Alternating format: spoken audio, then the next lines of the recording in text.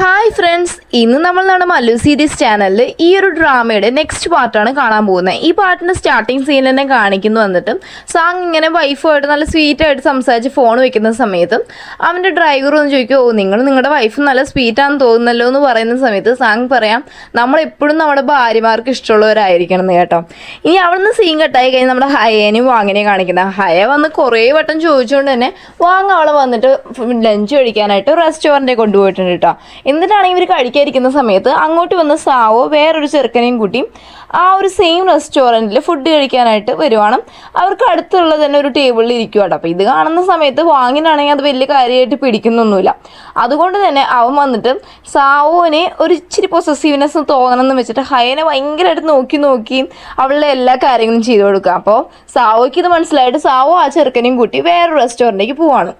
അവിടെ നിന്ന് സീൻ കെട്ട ബെയർ എന്ന് പറയുന്ന ആ ഒരു കമ്പനി കാണിക്കും കേട്ടോ. അവിടെ വന്ന് സാങ് വന്നിട്ടുണ്ട്. സാങ് വന്നിട്ടുള്ളത് വേറെ ഒന്നിനുമല്ല, അവന് വന്നിട്ട് ഇവരന്ന് പ്രോജക്റ്റിൻ്റെ ഡിസൈൻ ഇന്ന് സബ്മിറ്റ് ചെയ്യാന്ന് പറഞ്ഞിട്ടുണ്ട്. അപ്പോൾ അത് കാണിക്കുന്ന സമയത്തും അവൻ പറയുകയാണെങ്കിൽ ഇതിൽ ഇച്ചിരി ചേഞ്ച് കൊണ്ടുപോവാ, യൂത്തിന് ഇഷ്ടപ്പെടുന്ന പോലെ ഇച്ചിരി ചേഞ്ച് കൊണ്ടുവരണം എന്നൊക്കെ പറഞ്ഞിട്ട് അവൻ പോകാൻ നിൽക്കുന്ന സമയത്ത് നമ്മൾ ഡോങ്ങിനടുത്ത് ഇച്ചിരി സംസാരിക്കണം എന്ന് പറഞ്ഞിട്ട് അവൾ വിളിച്ചുകൊണ്ട് പോകും. അവൾക്ക് വലിയ താല്പര്യമൊന്നുമില്ല അവൻ്റെ അടുത്ത് സംസാരിക്കാൻ. എന്നാലും അവൻ വന്ന് ഇവരുടെ ക്ലൈൻ്റ് ആയതുകൊണ്ട് ഇവൾക്കൊന്നും പറയാൻ പറ്റത്തില്ലല്ലോ. എന്നിട്ട് ഇവള് വന്ന് അവൻ്റെ അടുത്ത് നിന്ന് സംസാരിക്കുന്ന സമയത്ത് സാങ് പറയാം, നമ്മൾ തമ്മിലിങ്ങനെ ഡിസ്റ്റൻസ് കീപ്പ് ചെയ്യേണ്ട കാര്യമൊന്നുമില്ല. അങ്ങനെ പറയുന്ന സമയത്തും നമ്മുടെ ഡോങ് പറയാം, അതിന് നമ്മൾ ജസ്റ്റ് ക്ലയൻറ്റും കസ്റ്റമറും മാത്രമേ, അപ്പോൾ നമ്മുടെ ഇടയിൽ എന്തോ വരാനാ എന്ന് പറയുന്ന സമയത്തും ഇവനാണെങ്കിൽ ഇവളുടെ കയ്യെ പിടിച്ച് സംസാരിക്കും. അപ്പോൾ ഇവൾക്ക് ഇത് ഭയങ്കര അൺകംഫർട്ടബിളായി തോന്നുന്നുണ്ട്. ആ സമയത്തും ഇവളുടെ ബോസ് വന്ന് ഇത് കണ്ടിട്ട് അയാളെ പിടിച്ച് മാറ്റിയിട്ട് പറയുകയാണെങ്കിൽ നിങ്ങൾ ജസ്റ്റ് സംസാരിച്ചാൽ മതി, കൈ തൊട്ടൊന്നും സംസാരിക്കണ്ടെന്ന് പറയട്ടോ. ആ സമയത്ത് സാങ്ങിന് ഭയങ്കര ദേഷ്യം വരുവാണ്. എന്നിട്ട് ഇവളുടെ അടുത്ത് വേണം, നീ വേണമെങ്കിൽ വെയിറ്റ് ചെയ്ത് കണ്ടോ ഞാൻ എന്താ ചെയ്യുന്നതെന്ന് പറഞ്ഞിട്ട് ഇവളുടെ അടുത്ത് ഭയങ്കര കലിപ്പയെ സംസാരിച്ച് അവൻ അവിടെ നിന്ന് പോവാണ്. അതിനുശേഷമാണെങ്കിൽ സുവാങ്ങുന്ന ഓഫീസിൽ നിന്ന് കോൾ വരും കേട്ടോ ഇവർക്ക്. കാരണം എന്ന് വെച്ച് കഴിഞ്ഞാൽ ഇവൻ്റെ പ്രൊജക്റ്റ് വെക്കേണ്ട ഒരു ടൈം ആയിട്ടുണ്ട്. അപ്പോൾ ഈ സമയത്ത് നമ്മുടെ ഡോങ് പറയാണ്, ഞങ്ങൾക്ക് ഇച്ചിരി ദിവസം ടൈം തരുമെന്നൊക്കെ പറയുന്ന സമയത്തും സുവാങ് പറയാണ്, ശരി ടൈം തരാം, പക്ഷെ എന്തുവരെ നീ ഇന്ന് മീറ്റിംഗ് അറ്റൻഡ് ചെയ്തേ പറ്റുമെന്ന് പറഞ്ഞിട്ട് ഇവളെ വിളിക്കുക. അപ്പോൾ അവൾക്ക് വേറെ വഴിയില്ല, ആ മീറ്റിംഗ് അറ്റൻഡ് ചെയ്യാൻ പോയേ പറ്റത്തുള്ളൂ. ഇവള് നേരെ ചെല്ലുന്ന സമയത്ത് ശരിക്കും പറഞ്ഞാൽ സുവാങ് വന്ന് ഇവളെ വിളിച്ചിട്ടുള്ളത് നമ്മുടെ സാങ്ങിൻ്റെ കാര്യം ബോധിപ്പിക്കാനാണ്. അപ്പോൾ ഇവളാണെങ്കിൽ ചെന്നുകൊണ്ട് ഇവൻ്റെ അടുത്ത് ഭയങ്കരമായിട്ട് റിക്വസ്റ്റ് ചെയ്യാം, ഞങ്ങൾക്ക് ഒരു 3-4 ദിവസം കൂടി ടൈം താ, ഞങ്ങൾ ആ പ്രൊജക്റ്റ് ചെയ്യാം, എന്തുവായാലും ചെയ്യാമെന്നൊക്കെ പറഞ്ഞ സമയത്ത് ഇവൻ പറയുവാണ്, അല്ല നിങ്ങൾ വന്നിട്ട് ഞാൻ നിൻ്റെ അടുത്ത് സാങ്ങിനെ പറ്റി സംസാരിക്കാനാണ് വിളിച്ചത്. അപ്പോൾ അവൾ പറയണം, അയ്യോ എനിക്കത് കേൾക്കണ്ട, അവൻ ഞങ്ങളെ വളരെയധികം ടോർച്ചർ ചെയ്തുകൊണ്ടിരിക്കും, ഇപ്പോൾ തന്നെ ഞങ്ങൾ പ്രൊജക്റ്റ് എടുത്തപ്പോൾ 100 വട്ടം മാറ്റം അവർ പറഞ്ഞിട്ടുണ്ടെന്നൊക്കെ പറയുന്ന സമയത്തും സുവാങ്ങും ആദ്യം അങ്ങനെയൊക്കെ തന്നെയല്ലായിരുന്നോ. അപ്പോൾ അതിനെപ്പറ്റി പറയുന്ന സമയത്തും ഇവൾ പറയാം, അയ്യോ അങ്ങനെയല്ല, നിങ്ങൾ ഭയങ്കര ഞങ്ങളുടെ വളരെ വലിയൊരു ക്ലയൻറ്റ്, പക്ഷെ അവൻ അങ്ങനെയല്ല, അവൻ ഇച്ചിരി ശരിയല്ല, അതുകൊണ്ടാണെന്നുള്ള രീതിക്കൊക്കെ ഇവൾ പറഞ്ഞിട്ട് ഇവനെ ആശ്വസിപ്പിച്ചിട്ട് അവൾ അവിടെ നിന്ന് വേഗം പോവാട്ടോ. ഇനി അന്ന് രാത്രിയാണെങ്കിൽ നമ്മൾ ഡോങ്ങും അതുപോലെ ആ ഫ്രണ്ട് വേണും കൂടി ഓരോ കാര്യങ്ങളും സംസാരിച്ചുകൊണ്ടിരിക്കുന്ന സമയത്ത് സാങ്ങുകൾ വിളിച്ചിട്ട് പറയണം, എനിക്കിപ്പോൾ അർജൻറ്റായിട്ട് ഈ സമയത്തും നീ എനിക്ക് ഡോക്യുമെൻറ്റ് സബ്മിറ്റ് ചെയ്യണം, അത് വന്ന് ഞാൻ പറയുന്ന ബാറിൽ തന്നെ കൊണ്ടുവന്ന് സബ്മിറ്റ് ചെയ്യണമെന്ന് പറയട്ടെ. അപ്പോൾ നമ്മൾ ഡോങ് പറയുന്നുണ്ട്, അയ്യോ ബാറൊന്നും നമുക്ക് ഡോക്യുമെൻറ്റ് സബ്മിറ്റ് ചെയ്യാൻ പറ്റുന്ന സ്ഥലമല്ലല്ലോ, അതുകൊണ്ട് തന്നെ ഞാൻ ഒരു കാര്യം ചെയ്യാം, നാളെ രാവിലെ നേരത്തെ കൊണ്ടുവന്ന് സബ്മിറ്റ് ചെയ്താൽ പോരെയെന്ന് ചോദിക്കുന്ന സമയത്ത് സാങ് പറയണം, നീ അതൊന്നും പറഞ്ഞാൽ പറ്റത്തില്ല, നീ ഇപ്പോൾ കൊണ്ടുവരുന്നെങ്കിൽ കൊണ്ടുപോകാൻ.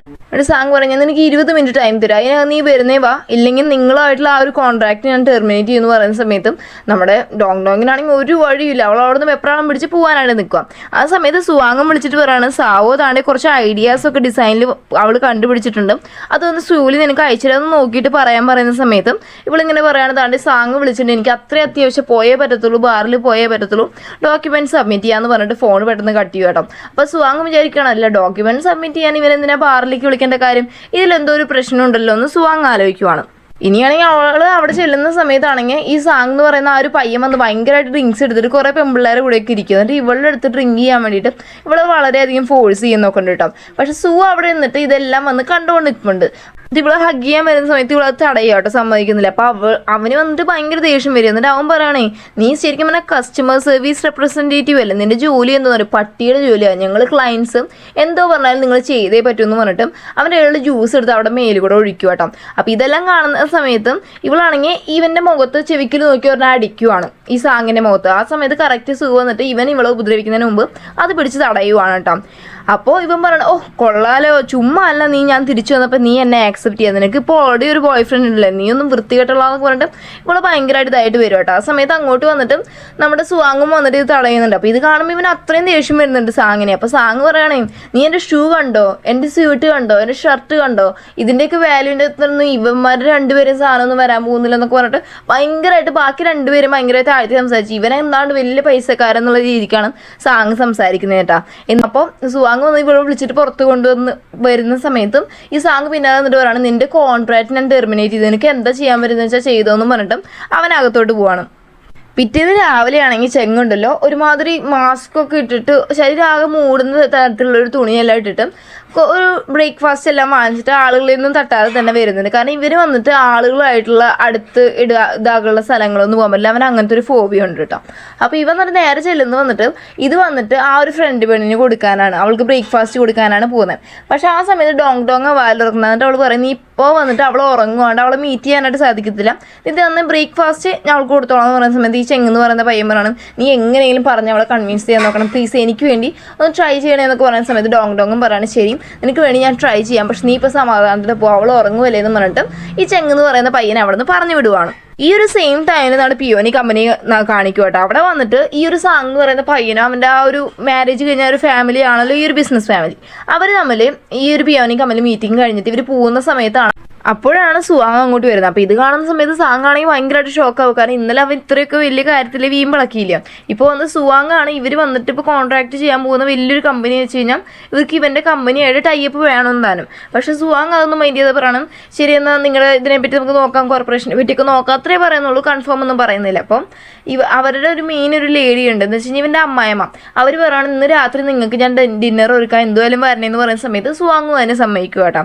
ഇനി അന്ന് തന്നെ ഇവൻ വന്നിട്ട് ചെന്നിട്ട് ഡോങ്ങിൻ്റെ അടുത്ത് പറയുകയാണ്, ഇന്ന് ജോലി കഴിഞ്ഞാൽ നീ എവിടെയും പോകരുത്, എൻ്റെ കൂടെ ഒരു അത്യാവശ്യം ഒരു സ്ഥലത്തേക്ക് വരാനുണ്ടെന്ന് പറഞ്ഞിട്ട് ഇവളെ വിളിക്കുവാണ്.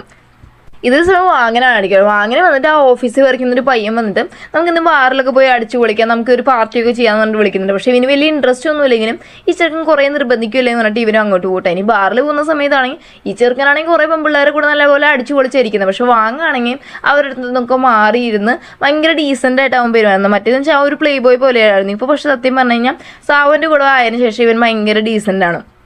എന്നിട്ട് അന്ന് രാത്രിയാണെങ്കിൽ ഡോങ്ങും അതുപോലെ തന്നെ സുവാങ്ങും കൂടി ഡിന്നറിന് പോകാട്ടോ.